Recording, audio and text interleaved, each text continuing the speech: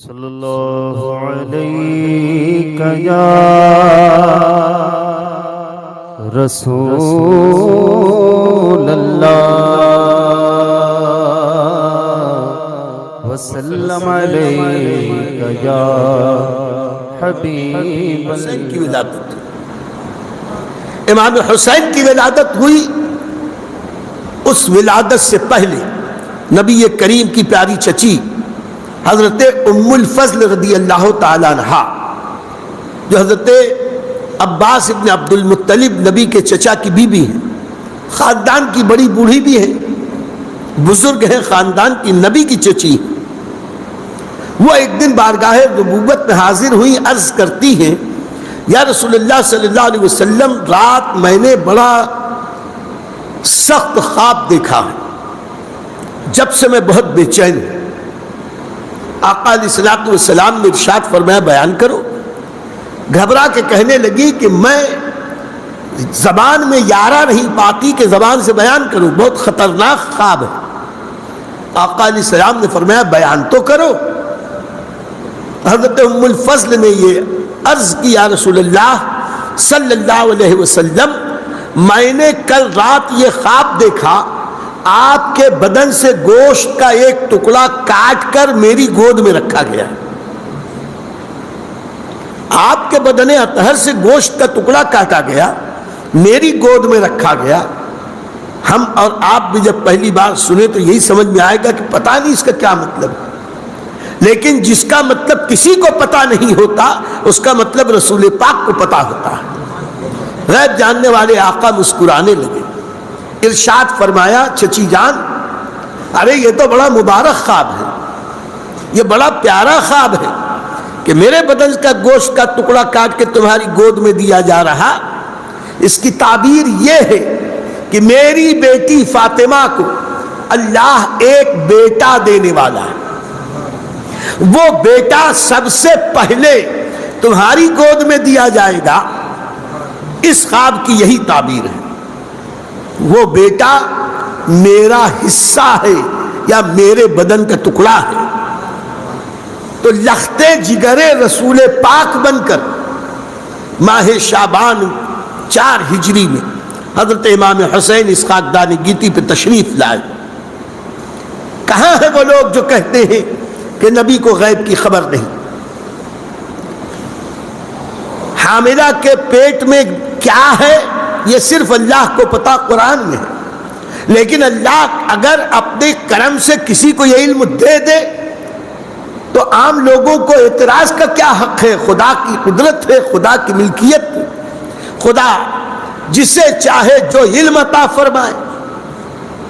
کہتے ہیں علوم خمسہ اللہ کے علاوہ کسی کو نہیں پتا، رسول کو بھی غیب کا علم نہیں۔ ہم کہتے ہیں یہاں نبی کریم اپنی چچی سے فرما رہے ہیں کہ میری بیٹی فاطمہ کو بیٹا پیدا ہوگا، غیب کی خبر ہے کہ نہیں؟ پھر کہا سب سے پہلے وہ تمہارے گود میں دیا جائے گا، غیب کی خبر ہے کہ نہیں کہ اے ام الفضل جب تک یہ بیٹا پیدا نہ ہو تمہاری گود میں نہ دیا جائے اس وقت تک تم کو موت نہیں آ سکتی۔ یہ بھی غیب کا علم ہے، رسول پاک صاحب الاولاق صلی اللہ علیہ وسلم اس کا پتہ ہے۔ حضرت ام الفضل فرماتی ہے کہ واقعی پھر ایسے ہی ہوا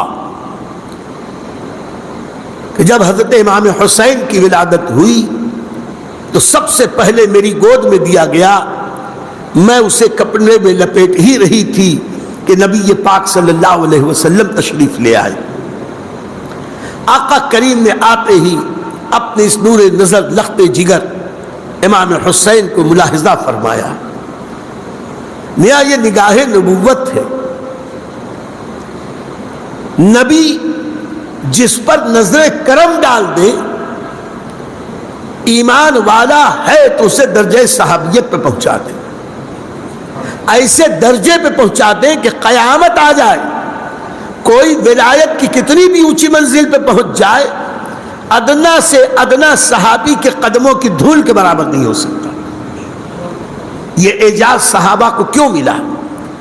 نگاہ نبوت کا اعجاز تھا، اور اس نگاہ سے محبت محبت بھری نگاہ سے نبی ایک بار نہیں 7 سال تک روزانہ جس پر نگاہ کرم ڈالتے تھے وہ ذات ہے امام حسین رضی اللہ تعالیٰ عنہ۔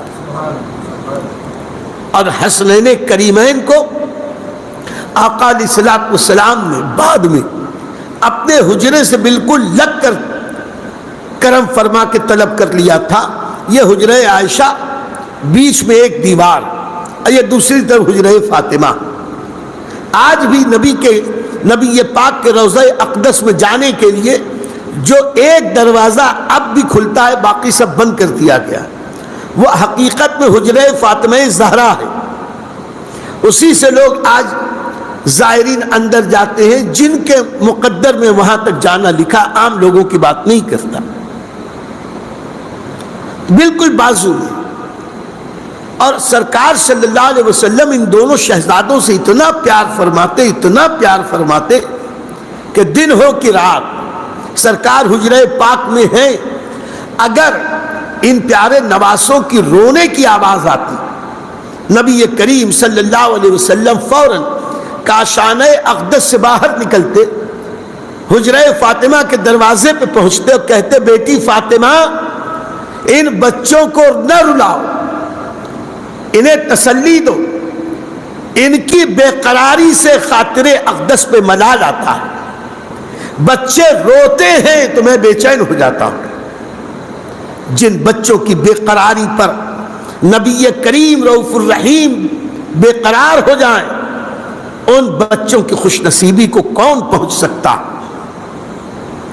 نبی کریم صلی اللہ علیہ وسلم جب بھی نماز کے لیے نکلتے، یہاں تک کہ اس تہجد کے لیے بھی جب سرکار بیدار ہوتے تو سرکار صلی اللہ علیہ وسلم حجرہ فاطمہ زہرا کے دروازے پہ کھڑے ہوتے اور کہتے، اے میرے گھر والوں، اے اہل بیت، صلاۃ صلاۃ، کھڑے ہو جاؤ نماز کے لیے، کھڑے ہو جاؤ نماز کے لیے۔ اور پھر آقا علیہ السلام وہیں پر کھڑے ہو کر حجرہ فاطمہ کے باہر تہجد کی نماز ادا فرماتے تھے، اپنے گھر میں نہیں، بیت فاطمہ کے باہر۔ اور آج بھی حجرہ رسول صلی اللہ علیہ وسلم میں جو جاتا ہے تو بیت فاطمہ کے اندر ترکوں کی اس محبت کی نشانی وہ محراب تہجد آج بھی باقی ہے۔ اگر کوئی خوش نصیب وہاں تک پہنچ سکے تو وہاں سجود نیاز لٹا سکتا ہے۔ ابھی یہ رمضان قادیروف جو غالباً چچینیا کا جو صدر ہے، وہ جب روضہ رسول کے اندر حاضری ہونے کی اسے اجازت ملی تو جا کے روضہ رسول میں اندر کی دیوار سے لپٹ کے اس نے جو دعائیں کی، اس کے بعد جب وہ باہر نکلا تو دیکھنے والوں نے اس کلپ میں دیکھا کہ وہ سامنے ایک محراب ہے، اس کو چوم رہا ہے اور چوم کے اس پر وہاں سجدہ کر رہا ہے۔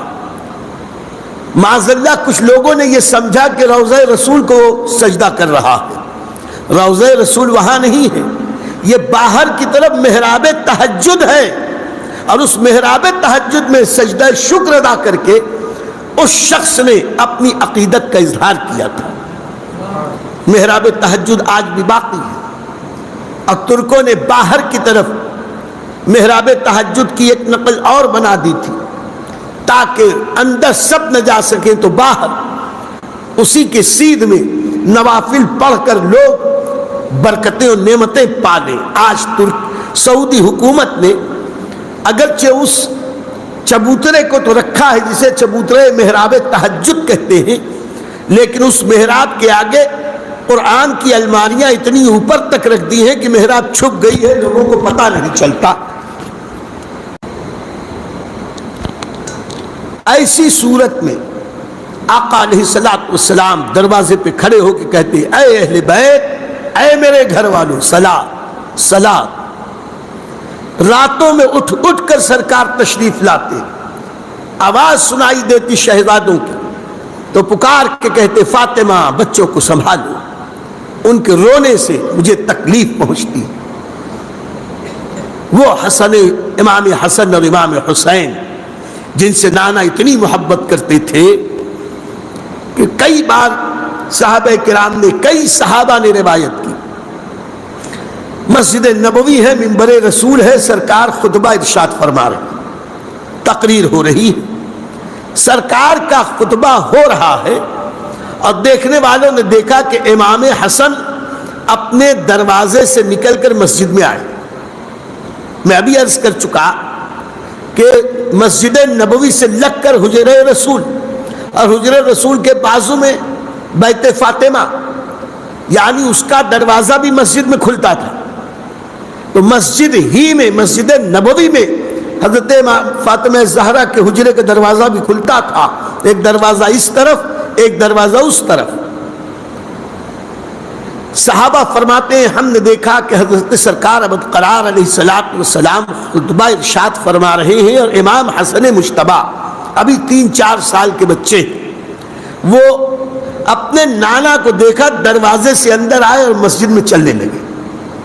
چند سال کے بچے ہیں، نانا کو دیکھا تو خوشی کے عالم میں ذرا تیزی سے لپکے، بچے ہیں وہ لپکے، دوڑنے کی کیفیت میں امام حسن آگے بڑھے، آقا علیہ السلام نے دیکھا تو بچہ لڑکھڑانے کے قریب تھا، آقا علیہ السلام نے خطبہ روک دیا، تقریر روک دی، خطبہ روک کر منبر سے نیچے اترے اور تیزی سے آگے بڑھے اور امام حسن مجتبی کو سینے سے لگا دیا۔ اگر آج آپ کے امام صاحب جمعہ کا خطبہ دے رہے ہوں اور کوئی آ جائے، اس کے لیے 2-4 منٹ کے لیے اگر خطبہ روک دے تو متولی جتنے مقتدی ہیں سبھی فتوے دینے لگے۔ لیکن آج سرکار ابد قرار علیہ السلام خطبہ روک کے منبر سے اتر رہے، اتر کے اپنے اس نواسے کے قریب جاتے ہیں اور انہیں اپنے گود میں اٹھا کے سینے سے لگاتے ہیں، اور لگا کے پھر منبر پر تشریف لے جاتے ہیں ساتھ ساتھ، اور منبر پر اپنے بازو میں بٹھاتے ہیں۔ راوی فرماتے ہیں آقا علیہ السلام کے چہرے اقدس پر تبسم، مسکراہٹ، اور کبھی وہ اپنے شہزادے کو دیکھتے ہیں، کبھی مقتدیوں کو، کبھی شہزادے کو دیکھتے ہیں، کبھی مومنین کو، اور پھر فرماتے ہیں اے لوگ، میرا یہ شہزادہ، میرا یہ بیٹا سید و سردار ہے، یہ عنقریب مسلمانوں کی 2 جماعتوں میں صلح کرا دے گا۔ اب غور فرمائیں کہ نبی کی بارگاہ میں امام حسن مجتبی کو کتنا پیار کا اونچا مقام حاصل تھا۔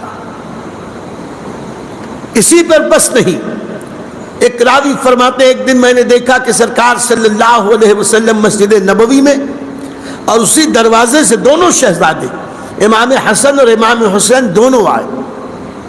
اس وقت ان کے بدن پہ سرخ رنگ کی قمیص تھی۔ آقا علیہ السلام کو دیکھا تو یہ لوگ لپکے، حضور صلی اللہ علیہ وسلم نے سب سے کلام کو روک دیا، ان کی طرف متوجہ ہوئے، دونوں کو لگا، اپنے سینے سے لگا دیا اور فرمایا اے لوگوں گواہ رہنا، یہ دونوں شہزادے وہ ہیں میں جن سے محبت کرتا ہوں، اور دعا کرتا ہوں کہ اللہ بھی ان سے محبت فرمائے۔ حضرت ابو ہریرہ رضی اللہ تعالیٰ عنہ فرماتے ایک بار تو ایسا ہوا کہ میں نے دیکھا کہ حضور صلی اللہ علیہ وسلم کی خدمت میں امام حسین تشریف لائے، بچپن ہے، یاد رہے کہ جب حضور صلی اللہ علیہ وسلم کا وصال ہوا تو امام حسن مجتبی کی عمر 6 سے 7 سال کے درمیان، اور حضرت امام حسین رضی اللہ تعالیٰ عنہ کی عمر 1 سال اور کم، بچپن ہی تھا نبی پاک کے ظاہری حیات میں۔ حضور صلی اللہ علیہ وسلم کی خدمت میں امام حسن مجتبی حاضر ہوئے، آقا کریم علیہ السلام کھڑے ہو گئے، امام حسین کو قریب بلایا، اب قریب بلا کے حضور صلی اللہ علیہ وسلم نے ان کا دونوں ہاتھ تھام لیا۔ ذرا چشم تصور سے اس پیارے نانا اور پیارے نواسے کی اس محبت بھری کیفیت کو ملاحظہ کریں۔ حضور صلی اللہ علیہ وسلم نے نواسے کے دونوں پیارے پیارے قدم اپنے قدم ناز پر رکھ لیے، اور قدم ناز پر رکھ کر آہستہ آہستہ کہتے ہیں بیٹا آگے بڑھو، بیٹا آگے بڑھو، بیٹا آگے بڑھو، جیسے پیار کرنے کے ایک انداز ہے. اور آگے بڑھاتے بڑھاتے ابو ہریرہ کہتے ہیں ہم حیرت اور خوشی سے اس منظر کو دیکھ رہے تھے. امام حسین کے قدم نبی کے قدموں سے بڑھتے بڑھتے گھٹنوں پر، گھٹنوں سے زانو پر، زانو سے شکم پر، اور شکم سے آگے آتے آتے سرکار کے سینہ اقدس پر حضرت امام حسین کے قدم ہیں. اور سرکار صلی اللہ علیہ وسلم کا چہرے مبارک امام حسین کے چہرے کے سامنے. کیا پیار بھرا، محبت بھرا انداز. ہم لوگ صرف چاکلیٹ اور چاٹ اپنے بچوں کو دے دے کر، کھلا کھلا کے انہیں چٹورا بناتے ہیں، اور ہمارے نبی انہیں پیار اور محبت سے دین سکھاتے تھے. آقا علیہ السلام جب قریب ہوا تو سرکار نے اپنے شہزادے حسین سے کہا بیٹے حسین منہ کھولو، منہ کھولو. امام حسین نے اپنا دہن اقدس کھولا. نبی کریم صلی اللہ علیہ وسلم نے اپنی مبارک زبان نکالی، اور زبان نکال کر اپنے شہزادے حسین کے منہ میں ڈالی، اور امام حسین اپنے نانا کی مقدس زبان کو اپنے منہ میں لے کر چوس رہے. آج کے لوگ ممکن ہے یہ سوچے کہ یہ تک نانا کا نواسے سے پیار کا انداز تھا، لیکن فقیر عزیزی کہتا ہے آج کی دنیا اور سائنس کی ترقی نے ہمیں یہ منظر بھی یاد کرا دیا کہ ایک معمولی سا پین ڈرائیو، ایک پین ڈرائیو جب ہمارے کمپیوٹر میں فکس ہوتا ہے، لیپ ٹاپ میں، تو جو کچھ پین ڈرائیو کے سینے میں ہوتا ہے سب کا سب کمپیوٹر میں منتقل ہو جاتا ہے.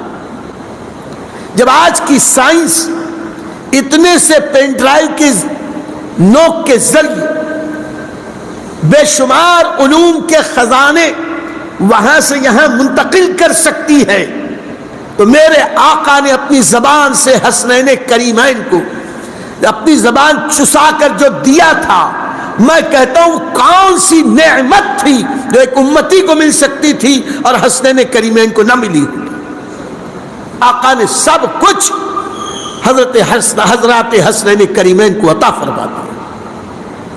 اور یہ حسنین کریمین وہ خوش نصیب ہیں کہ حضرت ابو ہریرہ فرماتے ہیں کہ امام حسین کو قریب کر کے، اور یہ روایت تو بہت سے صحابہ نے بہت بار مختلف مواقع پر بیان کی، جس کا مفہوم قریب قریب یہی ہے، اے اللہ میں حسین سے محبت کرتا ہوں، تو بھی حسین سے محبت فرما.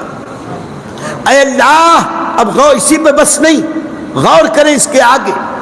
آقا فرماتے ہیں اے اللہ میں حسین سے محبت کرتا ہوں، تو بھی حسین سے محبت فرما. اور اے اللہ جو میرے امتی حسین سے محبت کرے مولا تو بھی ان سے محبت فرما. یعنی نبی کریم نے اللہ کا محبوب بننے کے لیے ایک نسخہ ہمیں عطا کیا ہے. حسنین کریمین سے محبت کریں اور ان سے محبت اور عقیدت کر کے ان کے نقش قدم پر چلیں تو اللہ ہم سے بھی پیار کرنے لگے گا. یہ کسی اور کی دعا نہیں ہے، دعائے نبوی ہے کہ جو حسنین سے محبت کرے گا اللہ اس سے محبت فرمائے گا. آپ ضرور ہمیں اپنے کمنٹ سے نوازیں، مثبت باتیں ہمیں عطا کریں. اگر ہم کہیں غلطی کریں تو اس سے بھی آپ ہمیں آگاہ کریں، جو ہمیشہ میں آپ کو یاد دلاتا ہوں.